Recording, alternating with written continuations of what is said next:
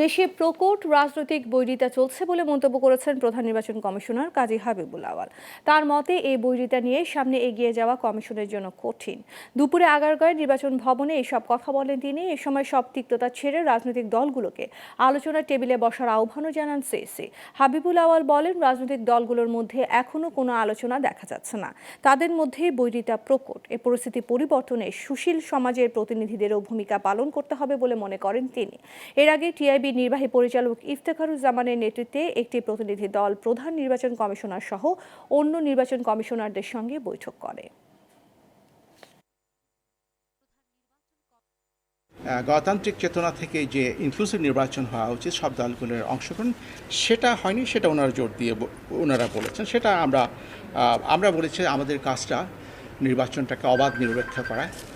আর আমরা এবং আমার মাননীয় কমিশনাররা বলেছেন, দেশে যে সমস্যা সেটা হচ্ছে অনেকটাই রাজনৈতিক সমস্যাগুলোর নিরসন না হলে নির্বাচন ব্যবস্থাটা আরও স্টেবল হবে না।